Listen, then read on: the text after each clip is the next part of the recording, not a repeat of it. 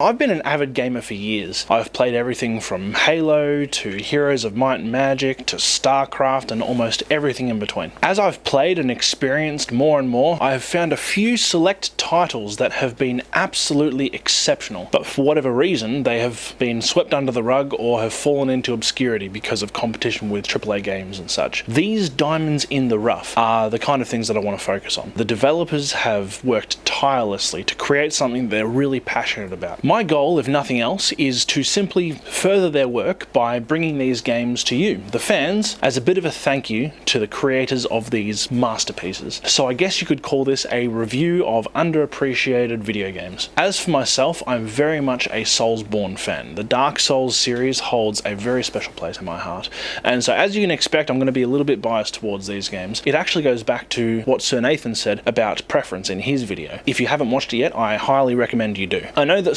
Souls-likes aren't for everyone, and for everyone who is not a fan, I have but one thing to say.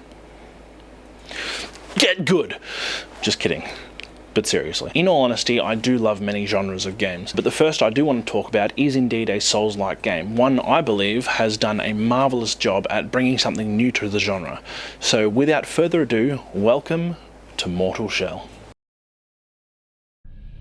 Beyond the grip of the familiar, a threshold demands to be crossed. The mortal shells yearn for meaning, awaiting a glimpse of their true purpose.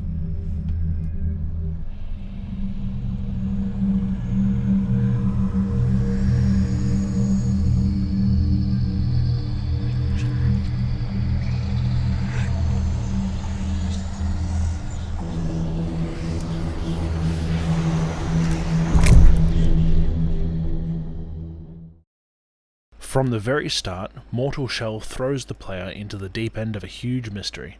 Many questions are asked, and in true Souls-like fashion, none of them are answered. The player wakes up as a being called the Foundling.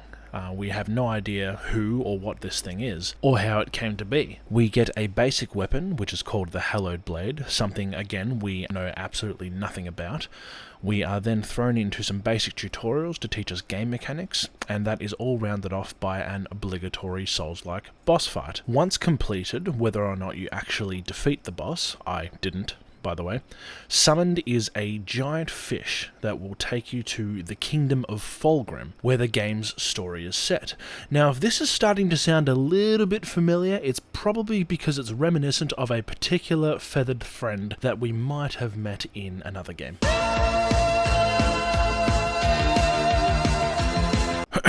Anyway, yes, as I was saying, you enter the kingdom of Fulgrim, which is a dark swamp-like area. Before the game actually introduces you to the world, however, it introduces you to one of the game's main mechanics.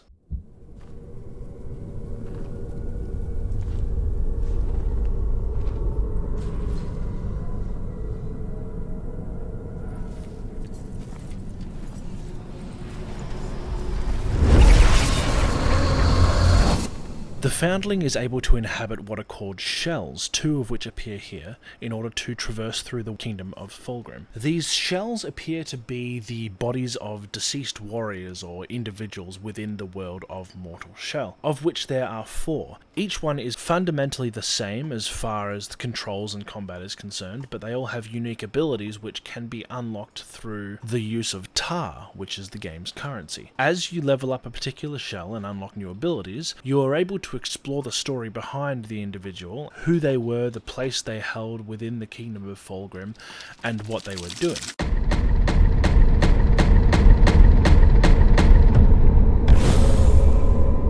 The Ovets made promises of an end to war and human suffering. Promises all were desperate to hear. The way the leveling system of the shells is incorporated into the game is very much like slowly remembering through the eyes of the Foundling who these individuals were before they died.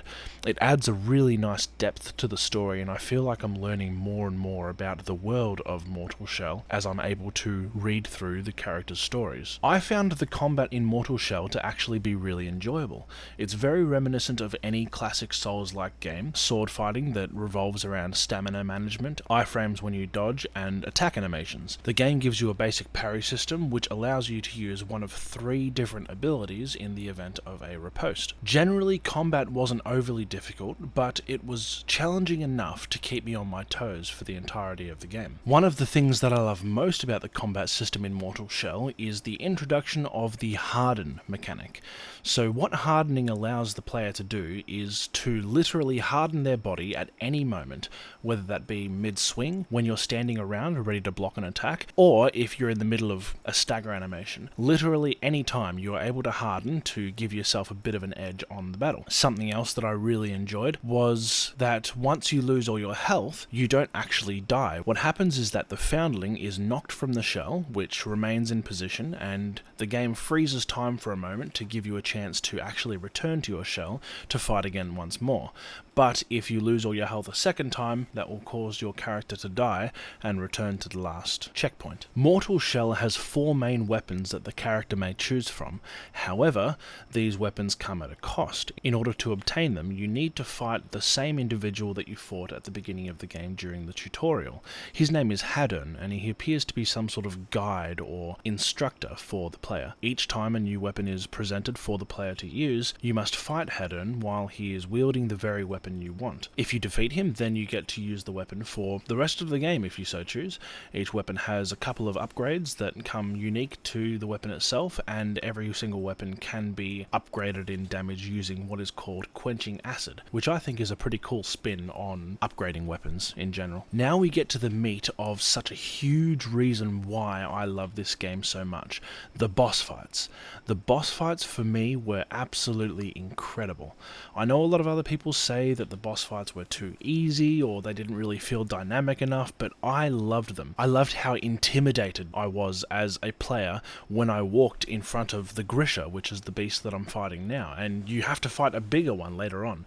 It was extremely scary walking into that fight because of the depth of his roar and the thump of his footsteps as he was running towards me, the way he would attack and swipe and throw me around at times, and I had to use every single one of the game's mechanics in order to defeat him. But I think that this fight with the Grisha is a perfect example of the sheer animosity that some of the characters in Mortal Shell have.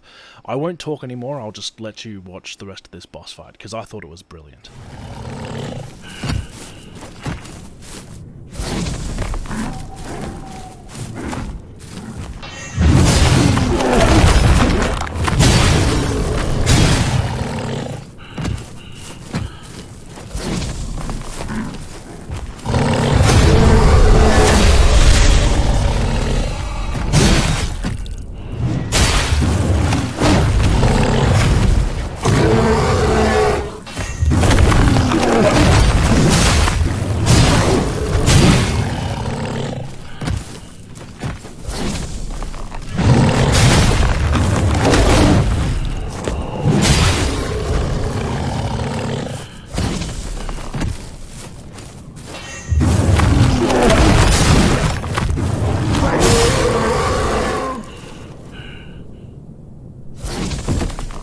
So there we go. I hope you've enjoyed my review of Mortal Shell, and even more so, I hope that this video has inspired you to go and give the game a try if you haven't already. If you enjoyed the video, or if you have any ideas about games that you feel have been left by the wayside that are definitely worth giving a try, please let me know in the comments, and I might make a video on them. But until then, remember, the Ben is mightier than the sword. Before we finish up, a few extra things that you can do in Mortal Shell that are just a lot of fun. Learn to play the lute. Kick that bad boy around because you know you suck.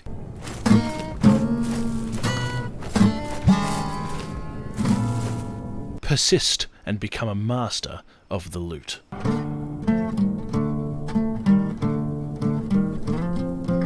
Take your lute and your newfound skills through this dark and dreary wasteland to a good friend, and then just chill out forever while the world falls into ruin. Come on then. Take a seat and have a drink.